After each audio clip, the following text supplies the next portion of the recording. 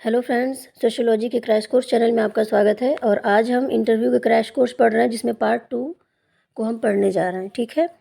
और इसमें हम देखेंगे विभिन्न पदों के साथ हम कौन कौन सा समान सूचक शब्द प्रयोग करते हैं। तो फ्रेंड्स, आपने देखा होगा इंटरव्यू में पूछा जाता है कि आपके प्रधानमंत्री का नाम का क्या है या फिर आपके राष्ट्रपति का नाम क्या है। तो इनका मतलब ये नहीं होता है कि आपको पता नहीं कि आपके राष्ट्रपति का नाम क्या है या फिर आपके प्रधानमंत्री जी का नाम क्या है। ठीक है। इनका जो बेसिक जो इनका फंडा होता है, ये जानना होता है कि इस व्यक्ति को समान सूचक शब्द पता है कि नहीं पता है। ठीक है। ये उनका नाम कैसे ले रहा है, उसके नाम के आगे क्या लगा रहा है। ठीक है। इस चीज़ को वो जानना चाहते हैं। ठीक है। अक्सर लोग क्या करते हैं, केवल नाम ले लेते हैं और इससे उनका पूरा इंटरव्यू नेगेटिव हो जाता है। ठीक है। जैसे अभी अगर आपसे पूछा जाए कि आपके राष्ट्रपति का नाम क्या है, तो आप क्या बोलेंगे? रामनाथ कोविंद। अगर ये बोलेंगे तो फिर आपका नंबर तो समझ लीजिए बहुत ज़्यादा इस पे इफ़ेक्ट हो जाएगा नंबर पे। ठीक है। क्योंकि इंटरव्यू में क्या होता है, ये इफ़ेक्ट इंपॉर्टेंट होता है। ये नहीं होता है कि एक नंबर ही तो गया, एक ही क्वेश्चन तो गया। उससे आपकी पर्सनालिटी पता चल जाती है, आपके विचार पता चल जाते हैं, आपके दृष्टिकोण पता चल जाते हैं। ठीक है। आप इतने बड़े पद के लिए एप्लीकेबल होने जा रहे हैं, आप इस पद को आप धारण करेंगे, तो आपको पता होना चाहिए कि आपको जो बड़े लोग हैं, जो राजनीति में बैठे हुए हैं, जो नियम बना रहे हैं, जिन जो हमारे कमांड जो कहा जाता है कि हम पर वो कमांड किए हुए हैं, अगर उनके बारे में हमको नहीं पता होगा कि हम कैसे उनका नाम लेंगे, तो क्या होगा, इंटरव्यू आपका ये पूरा पूरा नेगेटिव हो जाता है। और आपको ये जान के बहुत हैरानी होगी फ्रेंड्स कि इंटरव्यू में दिया गया एक क्वेश्चन का आंसर, बाकी क्वेश्चन के आंसर आपने नॉर्मल दिए हैं, लेकिन एक क्वेश्चन का आंसर आपने ऐसा दिया है कि हर टचिंग हो, वो बहुत ही अच्छा हो, वो इम्प्रेशन वाला हो, तो आपका सिलेक्शन हो जाता है। ठीक है। तो इंटरव्यू जो इसमें इफ़ेक्ट का ज़्यादा इम्पोर्टेंट होता है कि इम्प्रेशन कैसा है, आपकी पर्सनालिटी कैसी है। तो देखते हैं, पहले शुरू करते हैं। और इसमें मैं और भी चीज़ें बताऊंगी, आपका जो करंट अफेयर्स से रिलेटेड चीज़ें हैं उसको भी बताऊंगी, जो इंटरव्यू के लिए इम्पोर्टेंट है। ठीक है। तो शुरू करते हैं फ्रेंड्स। सबसे पहले राष्ट्रपति एवं राज्यपाल के नाम के आगे महामहिम। देखिए, महामहिम शब्द जो है वो प्रणब मुखर्जी द्वारा समाप्त तो कर दिया गया था, लेकिन सम्मान के लिए आज भी हम उनके नाम के आगे महामहिम लगाते हैं। ठीक है। तो महामहिम जो लगता है वो राज्यपाल के आगे लगता है और राष्ट्रपति के आगे लगता है।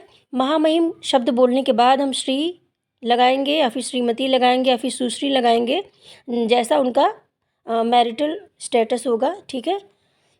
या फिर जो स्त्री पुरुष हैं, स्त्री हैं तो उनके नाम के आगे श्रीमती या फिर सुश्री लगाएंगे, पुरुष हैं तो श्री लगाएंगे। ठीक है। फिर नाम लेंगे, फिर प्रचलित नाम लेंगे।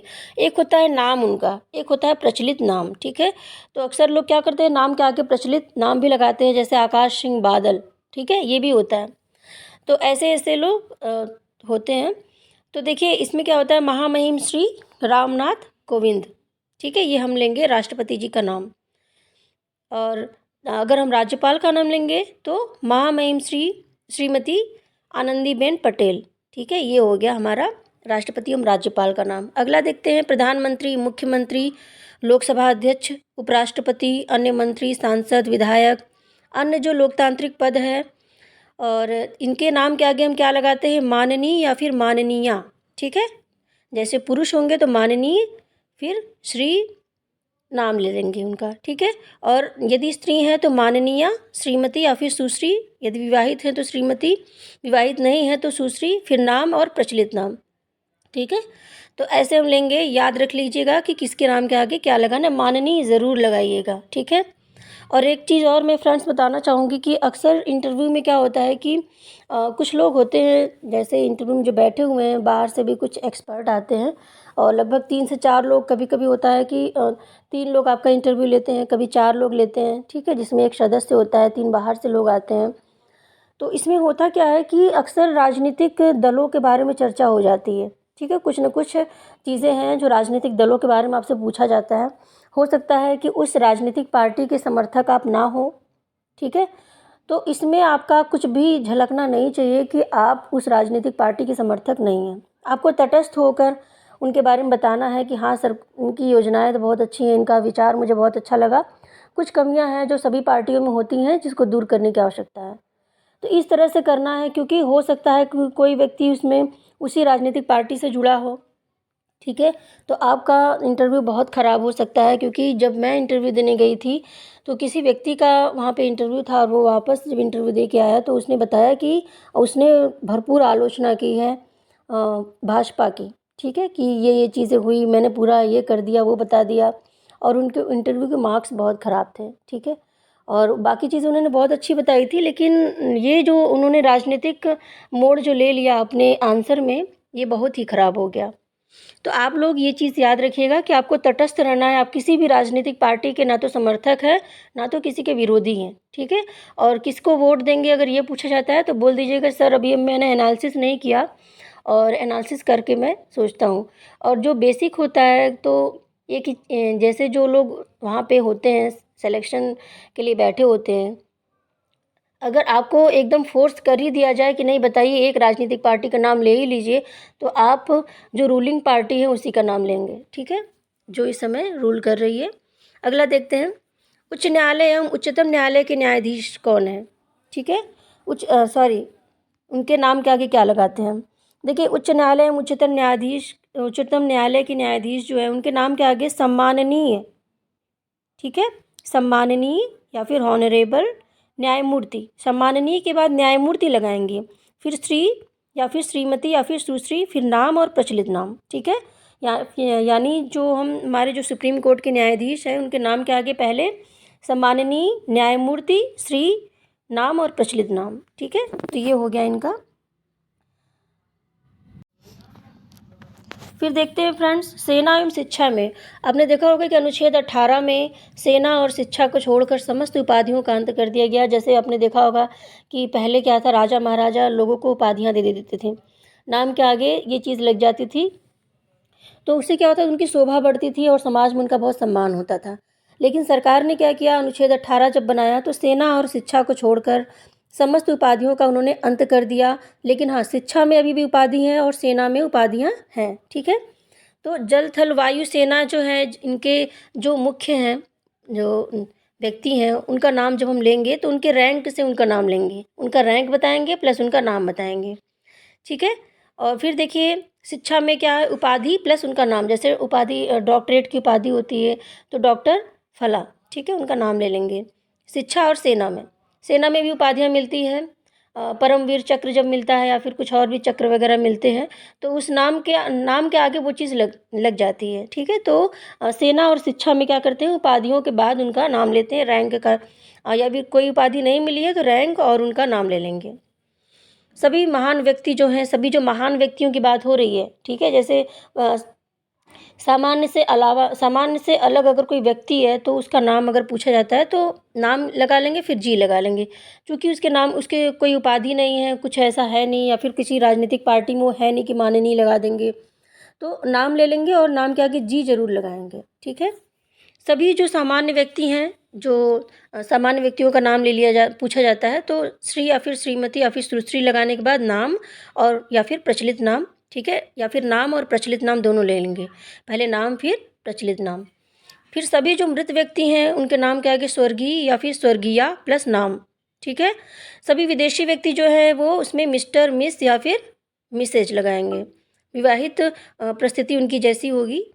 फिर अगला देखिए, यदि किसी व्यक्ति के लिए सम्मान सूचक शब्दावली का प्रयोग नहीं हो पाया है तो उसके नाम के आगे जी लगाकर उसके प्रति सम्मान प्रकट किया जाता है, जैसे योगी आदित्यनाथ जी। जैसे फ्रेंड्स क्या होता है, कभी कभी इंटरव्यू में बहुत घबराए हुए होते हैं, बहुत डरे हुए होते हैं आप, और आप फिर याद करते हैं अरे मैंने तो इतना याद किया और मैंने नाम के आगे लगाया ही नहीं कुछ, ठीक है। तो अब क्या किया जाए, आपने ऐसे ही रामनाथ कोविंद बोल दिया, तो बोलते बोलते भी आप जी लगा दीजिए लास्ट में, तो इसमें कोई आपको क्राइम ऐसा नहीं माना जाएगा कि आपके मार्क्स बहुत ज़्यादा कम होंगे या फिर इफेक्ट बहुत ख़राब हो जाएगा। वो सम्मान सूचक शब्द को कवर कर देता है, ठीक है। अब देखिए, कुछ जीके की चीज़ें हैं जो एग्ज़ाम में आपसे पूछी जा सकती हैं, तो उसको भी हम आज पढ़ लेते हैं, और उसके बाद हम ड्रेसिंग सेंस जो है वो अगले वीडियो में वो शुरुआत वहीं से करेंगे, ड्रेसिंग सेंस और एक छोटा सा इंट्रोडक्शन होगा, और फिर और भी जो चीज़ें हैं वो बताई जाएंगी। तो फ्रेंड्स देखिए, राष्ट्रपति, भारत के राष्ट्रपति, वर्तमान राष्ट्रपति कौन है, महामहिम श्री रामनाथ कोविंद, ठीक है, ऐसे नाम लेंगे। और फिर भारत के उपराष्ट्रपति कौन है, श्री एम वेंकैया नायडू, श्री एम वेंकैया नायडू लेंगे। और देखिए इसमें मैंने आगे जो है ये सब शब्द नहीं लगाया है, आप लोग अपने जो मैंने बताया है वो आप उसमें फिट करेंगे और ये आपका एक वर्क भी होगा, एक प्रैक्टिकल भी हो जाएगा, इसीलिए मैंने लगाया नहीं है। ठीक है, 1-2 में कर दिया है। लोकसभा अध्यक्ष ओम बिरला जी हैं।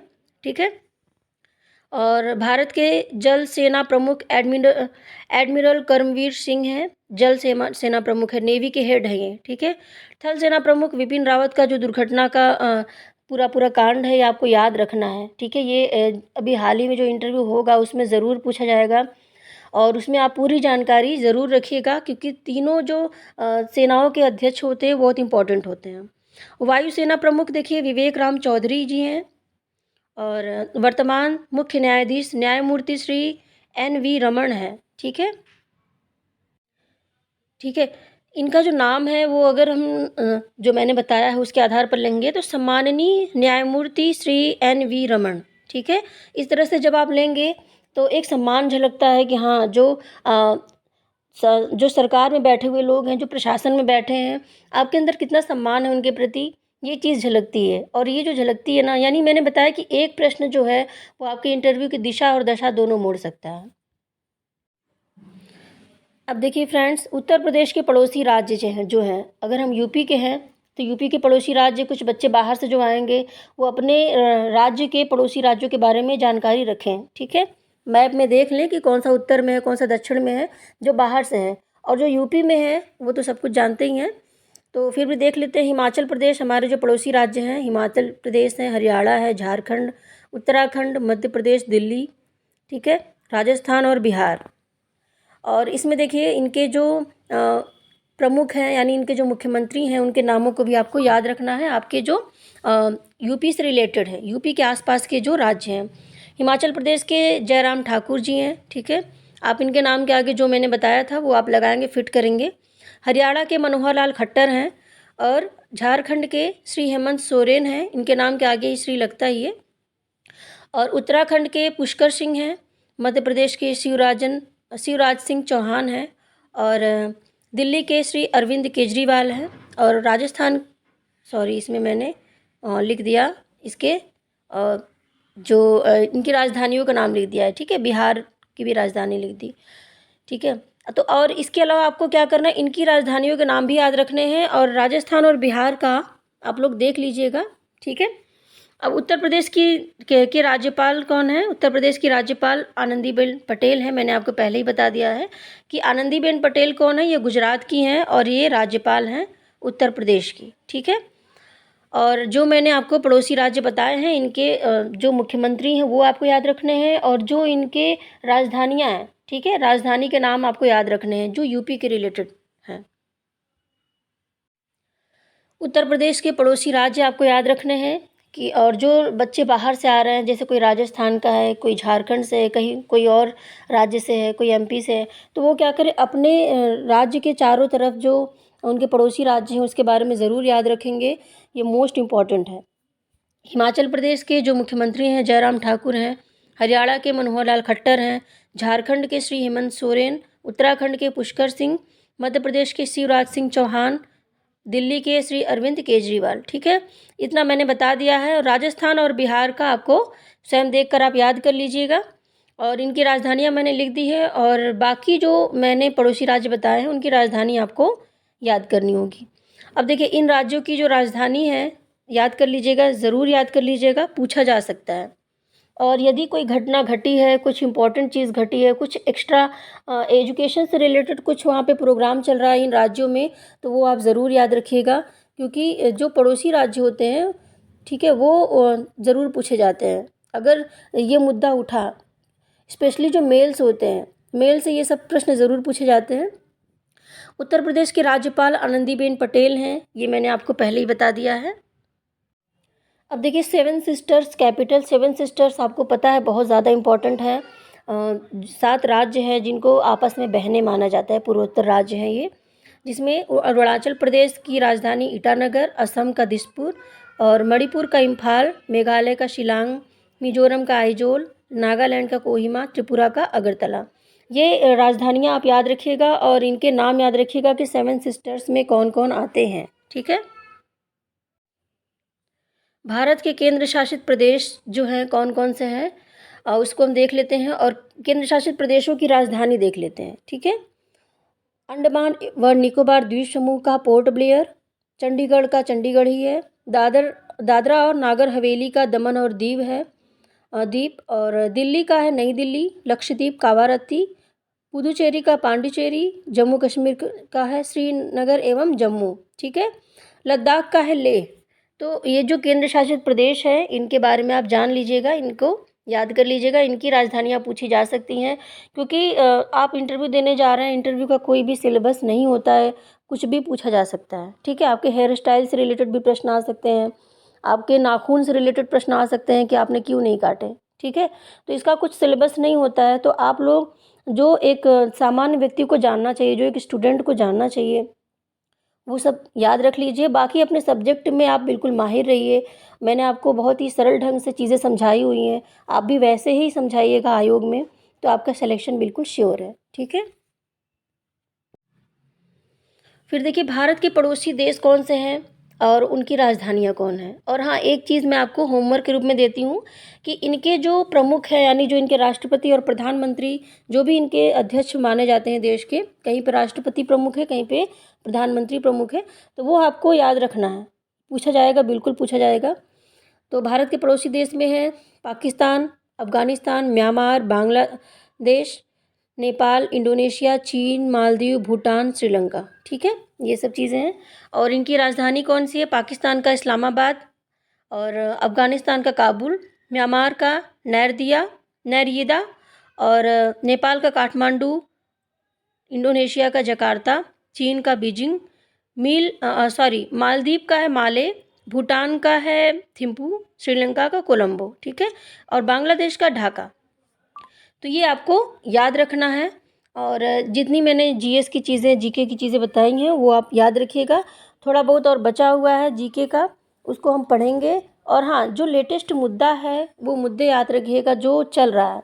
ठीक है, जैसे कोई घटना घटी है, अभी विपिन रावत जी को लेकर जो घटना घटी है, हेलीकॉप्टर कहाँ गिरा, कैसे क्या हुआ, कौन कौन से उसमें थे, कितने सेना के जवान थे, ये सब आपको याद रखना है। और भी जो जो नेशनल टाइप के जो न्यूज़ होते हैं, ठीक है, वो आपको याद रखने हैं कि उनसे रिलेटेड पूछा जाएगा कि अभी हाल ही में ये हुआ। स्पेशली जो मेल्स होते हैं, मेल लोग, जो लड़के होते हैं इंटरव्यू देने जाते हैं, उनसे जीके के क्वेश्चन ज़रूर पूछे जाते हैं, ये श्योर है। ठीक है, और आप लोग टीचिंग पे कोई एक टॉपिक लेकर, टीचिंग को लेकर बहुत ही अच्छे से एक कोई टॉपिक तैयार कर लीजिएगा, 1 या 2 टॉपिक। ठीक है, अगर वो पढ़ाने को कहते हैं तो आप एक बहुत ही इफ़ेक्टिव टीचिंग देंगे उनको। लेकिन होता ये है कि अगर कोई व्यक्ति बोल दिया कि मैंने कभी पढ़ाया नहीं है, तो उससे नहीं पढ़वाया जाता है। अगर आप कहीं पढ़ा रहे हैं, अगर आपने कहीं पढ़ाया है, ठीक है, कभी भी आपने कुछ भी टीचिंग में किया है, या फिर आपने बीएड किया हुआ है, तो आपसे ज़रूर पढ़वाया जाएगा, क्योंकि आप पहले पढ़ा चुके हैं, बीएड में इसकी पूरी ट्रेनिंग होती है। ठीक है, तो ये चीज़ आप याद रखिएगा। अगर आपका टीचिंग से कोई वास्ता अभी तक नहीं है तो आपसे नहीं पढ़वाया जाएगा, लेकिन अगर टीचिंग से आपका वास्ता रहा है तो आपसे पढ़वाया जाएगा। ठीक है, चाहे वो बीएड ही क्यों ना हो। भारत के पड़ोसी देश कौन से देख लेते हैं। और फ्रेंड्स, इनके जो राष्ट्राध्यक्ष हैं उनके नाम आपको स्वयं ढूंढ के याद करने हैं। ठीक है, चाहे वो प्रधानमंत्री हों, चाहे वो राष्ट्रपति हों, और उनको आपको स्वयं पढ़ना है। मैं आपको बता देती हूँ कौन कौन से पड़ोसी देश हैं, आप बस इनके नाम सर्च करके इनके राष्ट्राध्यक्ष को देख लीजिएगा।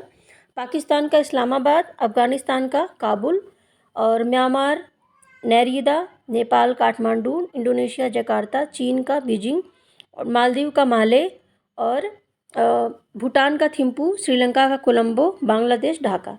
ये ही इतने पड़ोसी देश हैं, पाकिस्तान, अफ़गानिस्तान, म्यांमार, नेपाल, इंडोनेशिया, चीन, मालदीव, भूटान, श्रीलंका, बांग्लादेश। ठीक है, इनके बारे में आपको, इनके जो राष्ट्राध्यक्ष है उसको याद रखिएगा। और फ्रेंड्स, एक या फिर 2 कोई ऐसा टॉपिक आप याद रखिए जिस पे आपको टीचिंग करनी है। तो बेहतरीन टीचिंग के लिए अभी से आप प्रैक्टिस कीजिए, और उस टॉपिक को रोज़ 2 से 3 बार पढ़ाइए। ठीक है, शीशे के सामने या फिर किसी के भी सामने आप उसको पढ़ाइए, देखिए इफ़ेक्टिव टीचिंग हो रही है या नहीं हो रही है। और ब्लैक बोर्ड पे लिखने का जो तरीका है, जो चीज़ें हैं, आपको ये बेसिक चीज़ें आपको टीचिंग से रिलेटेड मैं कुछ बताऊँगी वैसे। और आप 2 टॉपिक तैयार करके आप उसको प्रैक्टिस करते रहिए। ठीक है, और एक चीज़ और है, जो लोग बीएड किए हैं और जो लोग कहीं भी पढ़ाएं, कहीं पे यानी फिर कुछ भी टीचिंग से रिलेटेड कुछ भी वो जुड़ा हुआ है उनसे, तो वो उनसे ज़रूर पढ़वाया जाएगा। बाकी बच्चों से पढ़वाया जा भी सकता है, नहीं भी पढ़वाया जा सकता, लेकिन और जो बच्चे हैं जो टीचिंग से किसी भी आधार पर जुड़े हैं, बीएड एमएड किया है उन्होंने, या फिर कहीं पे उन्होंने पढ़ाया है, गेस्ट टीचर के रूप में पढ़ाया है, या फिर किसी भी यानी प्राइमरी में पढ़ा चुके हैं, आप इंटर में पढ़ा चुके हैं, इससे कोई मतलब नहीं है। अगर आप टीचिंग से रिलेटेड हैं तो आपसे ज़रूर पढ़वाया जाएगा, ठीक है। बाकी बच्चों के लिए मैं पूरा श्योर नहीं कह सकती, उनके मूड पे डिपेंड है कि वो पढ़वा सकते हैं कि नहीं पढ़वा सकते, लेकिन आपसे ज़रूर पढ़ाया जाएगा अगर आप टीचिंग से रिलेटेड हैं तो, ठीक है। ये चीज़ आप याद रखिएगा।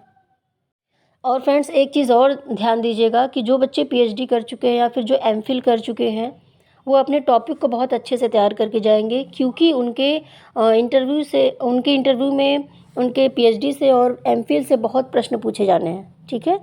तो जब अगर उनको ये पता चल गया कि आपने जो अपना एमफिल का लिखवाया है या फिर अपने पीएचडी का जो पूरा मैटर लिखवाया है वो किसी और से लिखवा लिया है, आपने स्वयं नहीं किया है, तो ये समझ लीजिए कि आपका सिलेक्शन नहीं होगा, चाहे कितना भी आप मेहनत करके जाएं, दूसरे क्वेश्चंस के आंसर कितने भी अच्छे दे लें, इसका कोई मतलब नहीं है, ठीक है।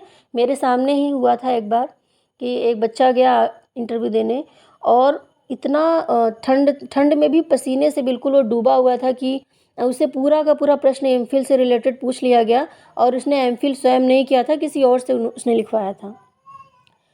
इंटरव्यू देने के वापस आके तुरंत उसने यही बोला कि अब मुझे अगली बार के लिए तैयारी करनी है, इस बार तो नहीं होगा।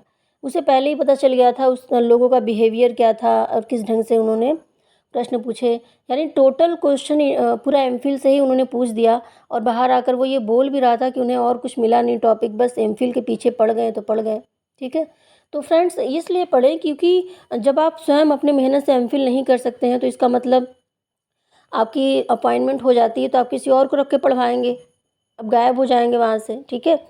इसलिए किया जाता है कि आप कितने कर्मठी हैं, ठीक है। तो ये याद रखिएगा, आपका जो एमफिल है, आपकी जो पीएचडी है, उससे रिलेटेड कुछ भी पूछा जा सकता है। पूरा आप डिटेल याद रखिएगा, आपने कहाँ पे रिसर्च किया, आप गए तो क्या क्या समस्याएं आई, आपके टॉपिक में ये चीज़ कैसे निकल के आई, आपने क्या सोचा, क्या फील किया, सब कुछ पूछा जाएगा, ठीक है। तो आप एमफिल और पीएचडी से रिलेटेड जो जो चीज़ें आपने उसमें लिखी हैं या फिर जो जो चीज़ें आपने सर्च की, आप मेहनत किए हैं तो आपको तो वैसे भी पता होगा, लेकिन अगर नहीं भी मेहनत किए हैं तो तैयार रखिए। अब देखिए फ्रेंड्स, भारत के पड़ोसी देश कौन कौन से ये देख लेते हैं। इसमें है देश और उसके हम राजधानियों को एक साथ देखते चलेंगे, और एज ए होमवर्क आपको ये मिल रहा है कि आप इन देशों के राष्ट्राध्यक्ष जो हैं, वो जैसे राष्ट्रपति या फिर प्रधानमंत्री कोई भी हैं, तो उनके बारे में आप स्वयं ढूंढ के पढ़िए। गूगल पे आप केवल उस देश का नाम डालेंगे तो वो चीज़ें आ जाएंगी जो ढूंढना होगा, ठीक है। तो इसमें कोई बहुत मेहनत नहीं है, आप स्वयं ढूंढेंगे तो आपको याद हो जाएगा। पाकिस्तान का इस्लामाबाद, अफ़गानिस्तान काबुल, म्यांमार का नैरीदा, और नेपाल का काठमांडू, इंडोनेशिया का जकार्ता, चीन का बीजिंग, मालदीव का माले, और भूटान थिम्पू, श्रीलंका कोलंबो, बांग्लादेश ढाका, ठीक है। ये आप याद रखिएगा कौन कौन से देश हैं। इनमें अगर कोई स्पेशल घटना हुई है, भारत से कोई अगर इनका कांटेक्ट हुआ है, कुछ भी यानी जो इंडिया से रिलेटेड हो, इन देशों में हुआ है, ठीक है। आप ये प्रॉब्लम अक्सर बच्चों को रहती है कि कौन कौन से देशों से रिलेशन को याद रखें, कौन कौन से देशों से नहीं याद रखें, ठीक है। तो ये जो पड़ोसी देश हैं स्पेशली आप याद रखिएगा कौन सी चीज़ें हुई हैं, अगर कुछ अभी हाल ही में हुआ है तो, ठीक है। और अगर कुछ और भी ज़्यादा ऐसा ऐतिहासिक कार्य हुआ है इन देशों में तो उसको भी आप याद रखेंगे। अगर जैसे पाकिस्तान में जो युद्ध हुए हैं, पाकिस्तान और भारत को लेकर, तो वो युद्ध के सन आपको याद रखने कौन कौन सा युद्ध हुआ है, मैं आपको आगे चल के इसको बताती हूँ। अभी फ़िलहाल जो चीज़ें मैं बता रही हूँ उसको याद रखिए, जो होमवर्क मिला है आपको वो याद रखिएगा, ठीक है।